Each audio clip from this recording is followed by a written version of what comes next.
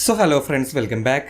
Ivan Vukomanovic എന്ന Serbian പരിശീലകന് ശേഷം ഈ സീസണിന്റെ തുടക്കത്തിൽ കേരള ബ്ലാസ്റ്റേഴ്സിന്റെ പരിശീലക സ്ഥാനം ഏറ്റെടുത്തിട്ടുള്ള സ്വീഡിഷ് പരിശീലകരായിട്ടുള്ള മിക്കായൽ സ്റ്റാരയുടെ ആദ്യത്തെ 12 മാച്ചിലെ സ്റ്റാറ്റുകൾ എന്ന് പറയുന്നത് വെറും 3 വിജയം, 2 സമനില, ബാക്കി 7 തോൽവികൾ. ഇതിൽ നിന്ന് കിട്ടിയിട്ടുള്ള 11 പോയിന്റുമായിട്ട് ലീഗ് ടേബിളിൽ ആ അവസാന സ്ഥാനങ്ങളിൽ 10ാം സ്ഥാനം, 11ാം സ്ഥാനം അങ്ങനെ നിൽക്കുന്ന ഒരു സമയത്ത് കോച്ചിനെ സാക്ക് ചെയ്യുന്നു. പകരം താൽക്കാലികമായിട്ട് കുറച്ച് ദിവസത്തേക്ക് ഇന്ററിം കോച്ചായിട്ട് തോമസ് ചോയ്സും മലയാളി കോച്ചായിട്ടുള്ള TJ പുരുഷോത്തമനും കേരള ബ്ലാസ്റ്റേഴ്സിനെ ഏറ്റെടുക്കുന്നു. അതിനുശേഷം ബ്ലാസ്റ്റേഴ്സിൽ വന്നിട്ടുള്ള മാറ്റം, പോയിന്റ് ടേബിളിൽ ഉൾപ്പെടെ വന്നിട്ടുള്ള മാറ്റം നമ്മളെല്ലാവരെയും അതിശയിപ്പിക്കുന്ന തരത്തിലുള്ള മാറ്റങ്ങളാണ്. പ്രത്യേകിച്ചും ഒരു നോർമൽ മലയാളി കോച്ചും കിബുക്കിനയുടെ സീസണിൽ ഒരു അസിസ്റ്റന്റ് കോച്ച് മാത്രമായിട്ട് വന്നിട്ടുള്ള തോമസ് ചോയ്സും ചേർന്നിട്ട് അതിനുശേഷം കളിച്ചിട്ടുള്ള 7 മാച്ചുകളിൽ നിന്ന് 4 വിജയം, 1 സമനിലയും 2 തോൽവിയും, 13 പോയിന്റ്സ്, വിലപ്പെട്ട 13 പോയിന്റ്സ്. ഒരു കംബാക്ക് നടത്തേണ്ട സിറ്റുവേഷനിലാണ് 7 മാച്ചുകളിൽ നിന്നും ഈ 2 പരിശീലകരും ചേർന്ന ബ്ലാസ്റ്റേഴ്സിന് നേടിക്കൊടുത്തിട്ടുള്ളത്. നിലവിലിപ്പോൾ നമ്മൾ ആ ഒരു ടോപ്പ് 6ലേക്കോ അല്ലെങ്കിൽ ഒരു പ്ലേ ഓഫ് കളിക്കാൻ പറ്റുന്ന രീതിയിൽ ഒരു 100% ഉറപ്പിക്കാൻ പറ്റിയിട്ടൊന്നുമില്ല. പക്ഷേ ഒരു 8ാം സ്ഥാനത്ത് നിൽക്കുന്നുണ്ട്. എങ്ങോട്ട് വേണമെങ്കിലും അറിയാം എന്ന് പറയുന്ന സിറ്റുവേഷനിലാണ് ബ്ലാസ്റ്റേഴ്സിന്റെ പോക്ക്. പക്ഷേ ഒരു തരത്തിലും ഇനി പ്ലേ ഓഫിലേക്ക് എത്തില്ല എന്ന് പറയുന്ന ഒരു സിറ്റുവേഷന് നമുക്ക് വീണ്ടും ഒരു പ്രതീക്ഷ തരാൻ ഈ 2 താൽക്കാലിക കോച്ചുമാർക്ക് സാധിച്ചിട്ടുണ്ട്. സോ നമുക്ക് ചോദിക്കാൻ തോന്നുന്ന ഒരു ചോദ്യം, അല്ലെങ്കിൽ അറിയാൻ ആഗ്രഹമുള്ള ഒരു കാര്യം എന്ന് പറയുന്നത്, എന്ത് മാജിക്കാണ് ഇവർ ഈ ഒരു സ്ക്വാഡിൽ ചെയ്തതെന്നുള്ളതാണ്. വലിയ രീതിയിലുള്ള ലൈനപ്പ് ചേഞ്ചോ ടാക്ടിക്കലി ഉള്ള ചേഞ്ചസോ ഒന്നുമില്ല, പക്ഷേ പോയിന്റ്സ് നേടിയെടുക്കാൻ ഇവർക്ക് സാധിക്കുന്നുണ്ട്. സോ കഴിഞ്ഞ കുറച്ച് ദിവസങ്ങളായിട്ട് ഈ പറഞ്ഞ സംഭവം ഇവരെന്താണ് ചെയ്തത് അത് കണ്ടുപിടിക്കാനുള്ള ഒരു പണിയിലായിരുന്നു നമ്മൾ. സോ അതിന് വേണ്ടിയിട്ട് സ്റ്റാറയുടെ സീസണിലെയും അതിനുശേഷം സ്റ്റാറെ പോയതിനു ശേഷം ഇവർ പരിശീലിപ്പിച്ച മാച്ചുകളൊക്കെ നമ്മൾ മാറി മാറി കണ്ടു നോക്കി. അതിൽ നിന്ന് എനിക്ക് കണ്ടുപിടിക്കാൻ സാധിച്ചിട്ടുള്ള കുറച്ച് കാര്യങ്ങളാണ് ഷെയർ ചെയ്യുന്നത്. സോ ഈ പറഞ്ഞൊരു മാജിക് അല്ലെങ്കിൽ ഈ പറഞ്ഞൊരു മാറ്റത്തെ പറ്റി സംസാരിക്കുമ്പോൾ വലിയ അനാലിസിസിലേക്ക് ഒരുപാട് മാച്ചുകളൊന്നും കാണാതെ തന്നെ എല്ലാവർക്കും പറയാൻ പറ്റുന്ന ഒരു കാര്യം ഡിഫൻസിൽ വന്നിട്ടുള്ള ചേഞ്ചസ് ആണ്. ഡിഫൻസ് കുറച്ചുകൂടി സ്റ്റേബിൾ ആക്കി, കുറച്ചുകൂടി ഗോൾ വഴങ്ങുന്ന കാര്യം നമ്മൾ കുറച്ചിട്ടുണ്ട്. നമ്മൾ കണക്കുകളെടുത്ത് ണെങ്കിലും സ്റ്റാറെ കളിപ്പിച്ച 12 മാച്ചുകളിൽ 19 ഗോൾ അടിച്ചപ്പോൾ തിരിച്ച് 24 ഗോളുകളാണ് വഴങ്ങിയത്. എല്ലാ മാച്ചും നമ്മൾ ഗോൾ കൺസിഡർ ചെയ്യുന്നുണ്ടായിരുന്നു. ഇൻഡിവിജ്വൽ മിസ്റ്റേക്സും അതും ഇതൊക്കെ ആയിട്ട് നമ്മൾ മാക്സിമം ഗോൾ തിരിച്ച് വാങ്ങുന്നുണ്ടായിരുന്നു. പക്ഷേ അതിനുശേഷം ഇവർ പരിശീലിപ്പിച്ച 7 മാച്ചുകളിൽ നിന്നും വെറും 6 ഗോൾ മാത്രമാണ് നമ്മൾ കൺസിഡർ ചെയ്തിട്ടുള്ളത്. 11 ഗോൾ തിരിച്ചടിക്കുകയും ചെയ്തു. 3 ക്ലീൻ ഷീറ്റ്. ഈ ക്ലീൻ ഷീറ്റ് എന്ന് പറയുന്ന സംഭവം സ്റ്റാറയുടെ സമയത്ത് നമ്മൾ കണ്ടിട്ടേ ഇല്ല. ചെന്നൈയിൻ എഫ്സിക്കെതിരെ ഒരേ ഒരു ക്ലീൻ ഷീറ്റാണ് ബ്ലാസ്റ്റേഴ്സിന് ഉണ്ടായിരുന്നത്. സോ ഡിഫൻസ് സെറ്റാക്കി എന്നുള്ളതാണ് ഒരു മെയിൻ ആയിട്ടുള്ള ഒരു ചേഞ്ച്. നമുക്ക് വലിയ രീതിയിൽ അനാലിസിസും ചെയ്യാതെ പറയാൻ പറ്റുന്നത്. പക്ഷേ എങ്ങനെ മാറ്റി, എങ്ങനെ ഡിഫൻസ് സ്റ്റേബിൾ ആക്കിയെന്ന് ചോദിച്ചു കഴിഞ്ഞാൽ അതിനും ഈ കളി കാണുന്നവർക്ക് ഉത്തരം ഉണ്ടാവും. ഹൈലൈൻ ഡിഫൻസ് ചേഞ്ച് ചെയ്തു എന്നുള്ളത്. നമ്മൾ സ്റ്റാറുടെ സീസൺ നോക്കുകയാണെങ്കിൽ ഡിഫൻസ് ഒരുപാട് മുന്നോട്ടേക്ക് കയറ്റിയിട്ട് കണ്ടിന്യൂസ് ആയിട്ട് അറ്റാക്ക് ചെയ്യുന്ന സമയത്ത് നമ്മുടെ ഡിഫൻസീവ് ലൈൻ വളരെ മുന്നിലാണ് ഉണ്ടാവാറുള്ളത്. അതിൻ്റെ ഭാഗമായിട്ട് കൗണ്ടർ അറ്റാക്ക് വരുമ്പോഴോ അല്ലെങ്കിൽ ആ ഡിഫൻസിന്റെ ബാക്കിൽ വരുന്ന സ്പേസോ നല്ല രീതിയിൽ ഓപ്പണൻസ് യൂട്ടിലൈസ് ചെയ്യുന്നതും അങ്ങനെ നമ്മൾ ഒരുപാട് ഗോളുകൾ കൺസിഡർ ചെയ്തിട്ടുണ്ട്. ആ ഹൈലൈൻ നമുക്ക് എപ്പോഴും പ്രശ്നമായിട്ടുണ്ട്. പക്ഷേ റീസെന്റ് ഇവർ ടേക്ക് ഓവർ ചെയ്തതിന് ശേഷമുള്ള മാച്ചുകൾ നോക്കുകയാണെങ്കിൽ കുറച്ചുകൂടി ലോ ആയിട്ട്, കുറച്ചുകൂടി ഡിഫൻസീവ് ലൈൻ ഇറക്കിയിട്ട് ആ ഒരു ഗോൾ കീപ്പറും ലാസ്റ്റ് ലൈൻ ഓഫ് ഡിഫൻസ് തമ്മിലുള്ള അകലം വളരെ കുറഞ്ഞ രീതിയിലാണ് കാണാൻ സാധിക്കുന്നത്. ഇതും നമുക്ക് കളി കാണുമ്പോൾ മനസ്സിലാക്കാൻ പറ്റുന്ന കാര്യം തന്നെയാണ്. പക്ഷേ ഇതിനപ്പുറത്തേക്ക് എനിക്ക് കണ്ടുപിടിക്കാൻ സാധിച്ചൊരു കാര്യം, ഈ ഹൈലൈൻ കളിക്കുന്ന ഒരുപാട് ടീമുകളുണ്ട്. പക്ഷേ അവർക്കൊന്നും ഇത്രയധികം പ്രശ്നങ്ങൾ ഡിഫൻസിന്റെ ബാക്കിൽ ഉണ്ടാവാറില്ല. അതിന് ഇവിടെ ബ്ലാസ്റ്റേഴ്സിലേക്ക് വരുമ്പോൾ സ്റ്റാറെ യൂസ് ചെയ്ത ഒരു ടാക്ടിക്സ് അല്ലെങ്കിൽ ഒരു പെർട്ടിക്കുലർ സാധനം നമുക്ക് ബാക്ക് ഫയറിംഗ് ആയിട്ട് നല്ല രീതിയിൽ വന്നിട്ടുണ്ടായിരുന്നു. അത് മറ്റൊന്നുമല്ല, കൗണ്ടർ പ്രസ്സിംഗ് ആണ്. പന്ത് നമ്മൾ അറ്റാക്ക് ചെയ്യുന്ന സമയത്ത് ആ പന്ത് പോയി കഴിഞ്ഞാൽ, ഓപ്പണന്റ് ആ പന്ത് വിൻ ചെയ്ത് കഴിഞ്ഞാൽ എത്രയും പെട്ടെന്ന് വിത്തിൻ സെക്കൻഡ്സ് ആ പന്ത് റിക്കവർ ചെയ്യാനുള്ള ഒരു മൂവ്മെന്റ് ആണ് ഈ കൗണ്ടർ പ്രസ്സിംഗ് എന്ന് പറയുന്നത്. ആ സമയത്ത് പ്ലേയേഴ്സ് എല്ലാവരും അഗ്രസീവായിട്ട് ആ പന്ത് പോകുന്ന സിറ്റുവേഷൻ തന്നെ പന്ത് തിരിച്ചെടുക്കാനുള്ള ശ്രമങ്ങൾ നടത്തും. അത് വളരെ നല്ലൊരു ടാക്ടിക്സ് ആണ്. ഓപ്പണൻസിനെ പ്രഷറൈസ് ചെയ്യാനും നമുക്ക് വീണ്ടും കണ്ടിന്യൂസ് ആയിട്ട് അറ്റാക്ക് ചെയ്യാനും അവർക്കൊരു ചാൻസ് കിട്ടാതിരിക്കാനൊക്കെ അത് വളരെ നല്ല രീതിയിൽ ബെനിഫിറ്റ് ആവുന്ന ഒരു ടാക്ടിക്സ് തന്നെയാണ്. പക്ഷേ ഇവിടെ ഒരു പ്രശ്നം എന്ന് പറയുന്നത്, ഇങ്ങനെ കൗണ്ടർ പ്രസ്സിംഗ് അഗ്രസീവായിട്ട് ചെയ്യുന്ന സമയത്ത് നമ്മുടെ പ്ലേയേഴ്സിന് അവരുടെ പൊസിഷൻ, അവർ കവർ ചെയ്യേണ്ട, ഡിഫൻസീവിൽ കവർ ചെയ്യേണ്ട സോണുകൾ സാക്രിഫൈസ് ചെയ്യേണ്ടി വരും. അതായത് നമ്മുടെ ഇപ്പോൾ ലെഫ്റ്റ് ബാക്ക് ആണെങ്കിലും ഡിഫൻസീവ് മിഡ് ആണെങ്കിലും അല്ലെങ്കിൽ ഇപ്പോൾ സെൻറ്റർ ബാക്ക് ആണെങ്കിലും അവർക്ക് കൊടുത്തിട്ടുള്ള ഒരു പോർഷൻ ഉണ്ട്, അവർ കവർ ചെയ്യേണ്ട ഒരു റീജിയൻ, ഒരു സോൺ ഉണ്ട്. ആ സോൺ വിട്ടിട്ട് വന്ന് അഗ്രസീവായിട്ട് പ്രസ് ചെയ്യാനുള്ള ശ്രമങ്ങൾ നമ്മൾ കാണുന്നുണ്ട്. സ്റ്റാറെ പരിശീലിപ്പിച്ചിട്ടുള്ള മാച്ചുകൾ എടുത്ത് നോക്കുകയാണെങ്കിൽ ഇങ്ങനെ പന്ത് നഷ്ടപ്പെടുന്ന സിറ്റുവേഷൻ നവോച്ച ലെഫ്റ്റ് ബാക്ക് പൊസിഷനിൽ കളിക്കേണ്ട നവോച്ച സെൻറ്ററിലേക്ക് വന്ന് ഡിഫെൻഡ് ചെയ്യുന്നു. സെൻറ്റർ ബാക്ക് ആയിട്ടുള്ള മിലോസ് ഒരുപാട് അഡ്വാൻസ് ചെയ്ത് കയറി വന്ന് ഡിഫെൻഡ് ചെയ്യാൻ ശ്രമിക്കുന്നു. ആൻഡ് നമ്മുടെ ലൂണ ഉൾപ്പെടെ, നമ്മുടെ ഡിഫൻസീവ് മിഡ് ഫ്രെഡ് ഉൾപ്പെടെ അവരെല്ലാവരും അവരുടെ പോസ്റ്റിന് വിട്ട് എത്രയും പെട്ടെന്ന് എത്രയും വേഗം പന്ത് റീകളക്ട് ചെയ്യാനുള്ള ആ ഒരു ഉദ്ദേശം ആ ഒരു നിർദ്ദേശം അവർക്ക് കൊടുത്തിട്ടുണ്ട്. സോ ഇത് അഗ്രസീവായിട്ട് ചെയ്യുന്ന സമയത്ത് പ്ലേയേഴ്സിന് അവരുടെ പോസ്റ്റിന് അവർ കവർ ചെയ്യേണ്ട സോണുകൾ നഷ്ടപ്പെട്ടു പോകുന്നുണ്ട്. ആൻഡ് ഇങ്ങനെ നമ്മൾ വഴങ്ങിയിട്ടുള്ള ഗോളുകൾ പ്രത്യേകിച്ചും ഡിഫൻസീവ് സൈഡിൽ ഡിഫൻസീവ് ലൈൻ തന്നെ വലിയ രീതിയിൽ മിസ്പ്ലേസ്ഡ് ആയിട്ട് ഡിഫൻസീവ് ലൈൻ ഒരിക്കലും ഒരു ഷേപ്പിലായിരിക്കില്ല, ഒരു ലൈൻ നമുക്ക് ഒരിക്കലും അവിടെ വരച്ചെടുക്കാൻ പറ്റില്ല. അങ്ങനെ ഒരുപാട് മിസ്പ്ലേസ്ഡ് ആയിട്ടുള്ള സിറ്റുവേഷൻസ് നമുക്ക് ഡിഫൻസീവിൽ വരുന്നു. അങ്ങനെ വരുന്ന സമയത്ത് നമ്മൾ ഒരുപാട് ഗോളുകൾ ഇപ്പുറത്ത് കൺസിഡർ ചെയ്തിട്ടുണ്ട്. ആൻഡ് ഇവിടെ ഈ പറഞ്ഞ അഗ്രസീവ് ആയിട്ടുള്ള കൗണ്ടർ പ്രസിംഗ് ചെയ്യുന്ന സമയത്ത് നമ്മൾ ഓപ്പണന്റ് പന്ത് എടുക്കുമ്പോൾ മെയിനായിട്ട് നമ്മളോട് ഫോക്കസ് ചെയ്യുന്നത് ബോളിനെയാണ്. ആ ഒരു പ്ലെയറിന് കിട്ടുന്ന ഓപ്ഷനേക്കാൾ കൂടുതൽ ആ പ്ലെയറിന്റെ കയ്യിലിരിക്കുന്ന പന്തിനെ ഫോക്കസ് ചെയ്യുമ്പോൾ ആ ബോൾ റിട്ടേൺ ചെയ്യാൻ വേണ്ടി കൂടുതലായിട്ട് 1-2 പ്ലേയേഴ്സൊക്കെ ഒരുമിച്ച് ആ ഒരു ബോളിനകത്തേക്ക് വരുന്നുണ്ടാവും. സോ അങ്ങനെ വരുന്ന സിറ്റുവേഷൻ ആ ബോളുള്ള പ്ലെയറിന് ഓപ്ഷൻസ് ഓപ്പൺ ആയി കിട്ടും. ആ ഒരു കയറി പോകുന്ന പ്ലേയേഴ്സിന്റെ സോണിലേക്ക് മറ്റൊരു പ്ലെയർ വന്നു കഴിഞ്ഞാൽ അവിടെ ഈ പ്ലെയറിന് വലിയ രീതിയിൽ പ്രഷറൈസ്ഡ് ആവുന്നില്ല. 2 പ്ലേയേഴ്സോ 3 പ്ലേയേഴ്സോ ഒക്കെ വന്നാലും ഇപ്പുറത്തെ ഒരു ഓപ്ഷൻ ഉണ്ടെങ്കിൽ സിമ്പിൾ ആയിട്ട് ആ ഒരു പാസ് ആയിട്ട് വെച്ചു കൊടുത്തു കഴിഞ്ഞാൽ ആ ഒരു പ്രഷർ റിലീസ് ചെയ്യാനും ഇപ്പുറത്ത് അതൊരു വലിയ ഗ്യാപ്പായിട്ട് മാറും. പക്ഷേ ഇവിടെ നമ്മൾ തോമസ് ടോയ്സും പുരുഷോത്തമൻ കോച്ചും പരിശീലിപ്പിക്കുന്ന ബ്ലാസ്റ്റേഴ്സിലേക്ക് വരുമ്പോൾ അവിടെ അഗ്രസീവ് കൗണ്ടർ പ്രസിംഗ് വലിയ രീതിയിലൊരു കുറവ് വന്നിട്ടുണ്ട്. ഈ പറഞ്ഞ രീതിയിൽ ബോളിനെ ഫോക്കസ് ചെയ്യുന്നതിനേക്കാൾ കൂടുതൽ പ്ലേയേഴ്സിനെ ഫോക്കസ് ചെയ്യാൻ, പ്ലേയേഴ്സിന്റെ സോണുകളെ ഫോക്കസ് ചെയ്യാൻ ടീമിനെ പരിശീലിപ്പിച്ചെടുത്തിട്ടുണ്ട്. ഒരു സിമ്പിൾ ആയിട്ടുള്ള എക്സാമ്പിൾ എടുത്ത് നോക്കുകയാണെങ്കിൽ ഇവിടെ ഈ ഒരു പോസ്റ്റിൽ ഓപ്പണിംഗ് ടീം പന്ത് റിക്കവർ ചെയ്യുന്ന സിറ്റുവേഷൻ നമ്മൾ നവോച്ച നോക്കാം. സ്റ്റാറെ പരിശീലിപ്പിക്കുന്ന സിറ്റുവേഷൻ ആണെങ്കിൽ അഗ്രസീവായിട്ട് നവോച്ച പോയി ആ ഒരു പ്ലെയറിനെ പ്രസ് ചെയ്യാൻ അല്ലെങ്കിൽ ആ പന്ത് റിക്കവർ ചെയ്യാനുള്ള ശ്രമങ്ങൾ നടത്തും. നവോച്ചയുടെ സോണിൽ ഓൾറെഡി ഒരു പ്ലെയർ റൺ ചെയ്ത് വരുന്നുണ്ട്. അങ്ങനെ വരുന്ന സമയത്ത് നവോച്ച ആ ഒരു പന്തിലേക്ക് പോയി കഴിഞ്ഞാൽ അവിടെ ഈ പറഞ്ഞ രീതിയിൽ ഒരു പ്രസ്സിംഗ് അവിടെ നടക്കുന്നുണ്ടെങ്കിലും ആ ഒരു പ്ലെയറിന് ആ ഒരു പന്ത് കൈവശം വെക്കുന്ന പ്ലെയറിന് ഒരു ഓപ്ഷൻ അവിടെ ഓപ്പൺ ആയി കിട്ടാണ്. അങ്ങോട്ടേക്ക് ഒരു പാസ് വെച്ച് കഴിഞ്ഞാൽ ഈ പ്രഷറും റിലീസ് ചെയ്യാം, അതേസമയം ഒരു നല്ല ഓപ്ഷൻ എടുത്ത് ഫ്രണ്ടിൽ മാറുകയും ചെയ്യും. എന്നാൽ തോമസ് ടോയ്സും പുരുഷോത്തമൻ കോച്ചും പരിശീലിപ്പിക്കുന്ന ബ്ലാസ്റ്റേഴ്സിലേക്ക് വരുമ്പോൾ അവിടെ ഈ പറഞ്ഞ രീതിയിൽ അഗ്രസീവായിട്ട് പ്രസ് ചെയ്യാൻ പ്ലേയേഴ്സ് പോകുന്നില്ല. പല സമയത്തും ലൂണ ഈ പറഞ്ഞ പോലെ മുന്നോട്ട് കയറി പോകാനുള്ള ശ്രമങ്ങൾ നടത്തിയിട്ട് അത് വേണ്ടെന്ന് വെച്ചിട്ട് വീണ്ടും സോണിലേക്ക് കവർ ചെയ്യാൻ വേണ്ടി പോകുന്ന മൂവ്മെന്റ്സ് നമുക്ക് കാണാം. സോ ഇവിടെ പ്ലേയേഴ്സിന് കൃത്യമായുള്ള നിർദ്ദേശം കൊടുത്തിട്ടുള്ളത് പന്ത് നഷ്ടപ്പെട്ടാലും ബോളിനെ അല്ല നിങ്ങൾ ഫോക്കസ് ചെയ്യേണ്ടത്. ആ പ്ലെയറിന് ഉണ്ടാവുന്ന ഓപ്ഷൻസ്, ആ പ്ലെയറിന് പാസ് കൊടുക്കാൻ പറ്റുന്ന ഓപ്ഷൻസ് ഉണ്ടെങ്കിൽ ആ പ്ലേയേഴ്സിനാണ് കവർ ചെയ്യേണ്ടത്. ഇവിടെ ഈ ഒരു സിറ്റുവേഷൻ ഒരു പ്ലെയർ പന്ത് റിക്കവർ ചെയ്ത് ആ പന്ത് ഹോൾഡ് ചെയ്ത് കഴിഞ്ഞാൽ ആ പ്ലെയർ പന്ത് ഹോൾഡ് ചെയ്തോട്ടെ, കുഴപ്പമില്ല. പക്ഷേ അവിടെ ഒരിക്കലും ആ പ്ലെയറിന് ഒരു ഓപ്ഷൻ കൊടുക്കരുത്.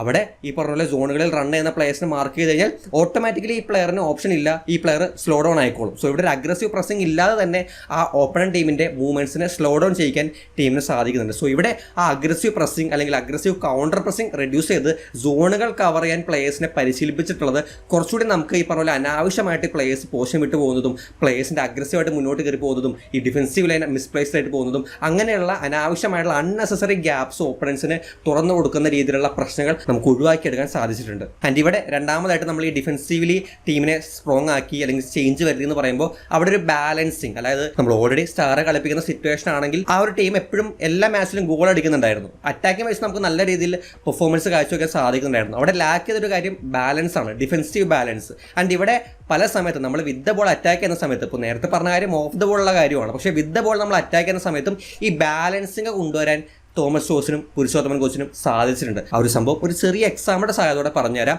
ഇപ്പോൾ 3-man ബിൽഡപ്പ് നമ്മുടെ ഇവാൻ കോച്ചൊക്കെ നല്ല രീതിയിൽ യൂസ് ചെയ്തിരുന്ന ഒരു സാധനമാണ്. 3-man ബാക്ക് ലൈൻ വെച്ചിട്ട് നമ്മുടെ ഡിഫൻസീവ് മിഡ് ഇറങ്ങി വരും, അല്ലെങ്കിൽ one of the full back ഇറങ്ങി വരും. അങ്ങനെ ഒരു 3-man ബാക്ക് ലൈൻ ഫോം ചെയ്യും.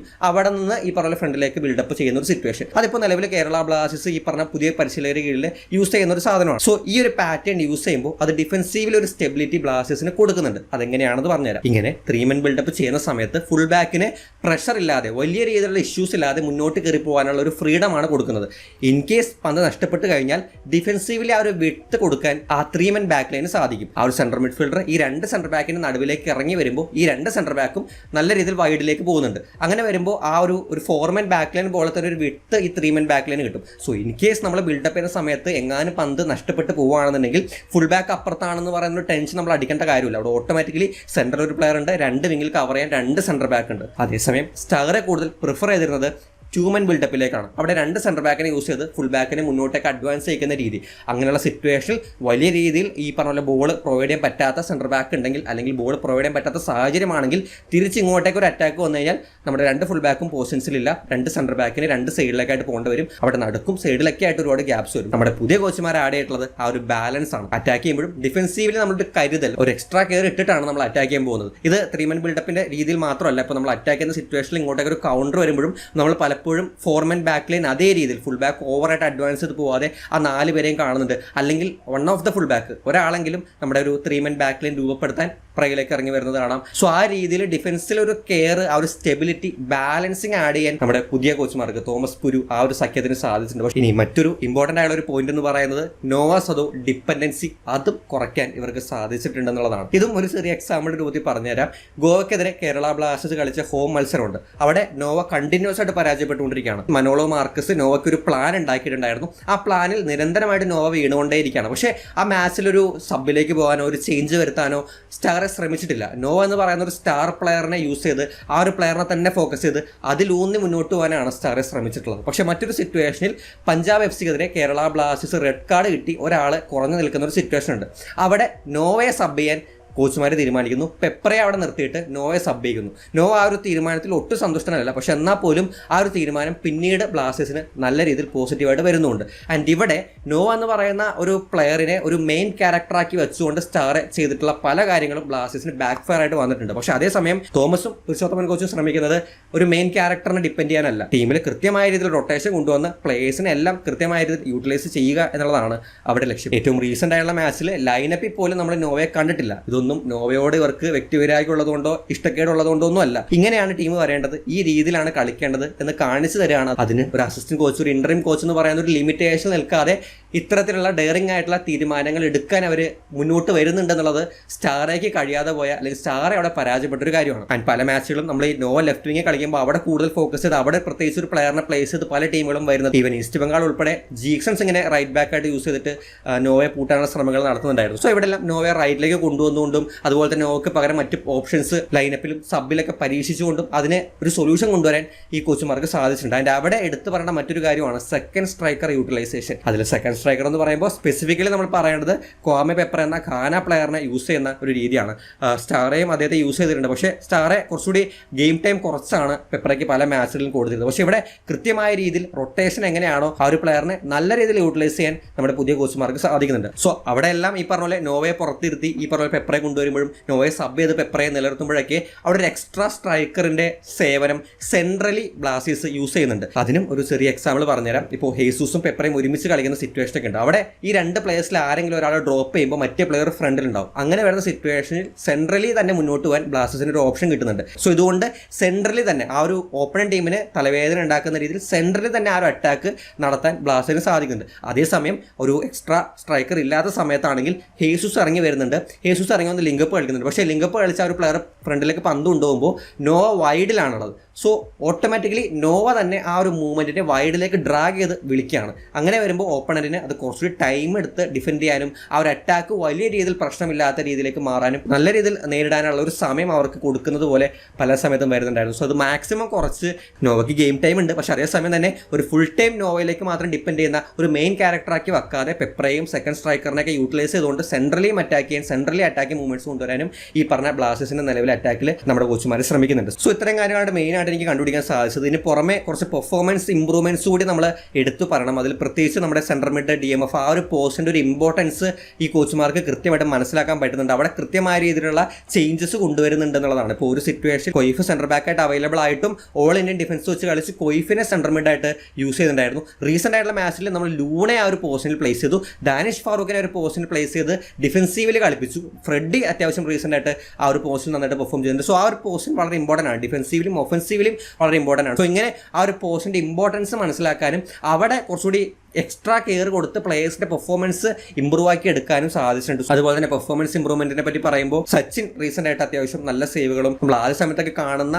ഇൻഡിവിജ്വൽ മിസ്റ്റേക്സ് കുറഞ്ഞു വരുന്നുണ്ടെന്നുള്ളതും ഈ നിലവിൽ ഇപ്പോൾ നമുക്കൊരു ബെനിഫിറ്റ് ആണ്. സച്ചിന്റെ റീസെന്റ് ആയിട്ടുള്ള പെർഫോമൻസും നിലവിലെ ടീമിന്റെ നല്ല അവസ്ഥയ്ക്ക് കാരണമാണെന്ന് പറയാം. സോ ഇത്തരം കാര്യങ്ങളാണ് എനിക്ക് ആ ഒരു മാച്ച് വീണ്ടും കണ്ടതിന് ശേഷം കണ്ടുപിടിക്കാൻ സാധിച്ചിട്ടുള്ളത്. ഈ പറഞ്ഞ ടാക്ടിക്സിന്റെ കുറച്ച് ചേഞ്ചും കുറേ കാര്യങ്ങൾ അഗ്രസീവായിട്ട് നമ്മൾ ചെയ്തു കൊടുക്കുന്ന കുറേ കാര്യങ്ങൾ ഒന്ന് റെഡ്യൂസ് ചെയ്ത് ഒന്ന് പാകപ്പെടുത്തി ഒന്ന് ബാലൻസിലേക്ക് കൊണ്ടുവരാൻ കോച്ചുമാർക്ക് സാധിച്ചു. പ്രതീക്ഷിച്ചിട്ടുണ്ട്. പക്ഷേ ഒരു റിയൽ ടെസ്റ്റ് എന്ന് പറയുന്നത് ഇനി അങ്ങോട്ട് വരാനിരിക്കുന്നതാണ്. മോഹൻ ബഗാൻ, മുംബൈ അതുപോലുള്ള ശക്തരായിട്ടുള്ള ടീമുകൾക്കെതിരെ നമുക്കിനി മാച്ചസ് വരുന്നുണ്ട്. സോ അവർക്കെതിരെ ഈ പറഞ്ഞ രീതിയിൽ പിടിച്ചു നിൽക്കാൻ നമ്മുടെ ഇൻട്രീം കോച്ചുമാർക്ക് സാധിക്കുമോ എന്നുള്ളതാണ് നമ്മൾ ഇനി അറിയേണ്ടത്. എന്തായാലും റീസെൻ്റ്ലി നല്ല രീതിയിൽ തന്നെ വളരെയധികം കയ്യടി അർഹിക്കുന്ന രീതിയിൽ തന്നെയാണ് അവർ ആ ഒരു ചേഞ്ചസ് ബ്ലാസ്റ്റേഴ്സിൽ കൊണ്ടുവന്നിട്ടുള്ളത്. എന്തായാലും ഒരു വലിയ നാണക്കേടിലേക്ക് പോവാതെ ഒന്ന് കരകയറ്റി എടുക്കാൻ ഇവർ തീർച്ചയായിട്ടും ഹെൽപ്പ് ചെയ്തിട്ടുണ്ട്. സോ അതിന് തീർച്ചയായിട്ടും കയ്യടി കൊടുത്തേ പറ്റൂ. എന്തായാലും ഈ ഒരു ടോപ്പിക്കിനെ പറ്റി നിങ്ങളുടെ അഭിപ്രായങ്ങൾ കമൻറ്റ് ബോക്സിൽ ഷെയർ ചെയ്യാൻ ശ്രമിക്കാം. നമുക്ക് എന്തായാലും മറ്റൊരു കാണാം.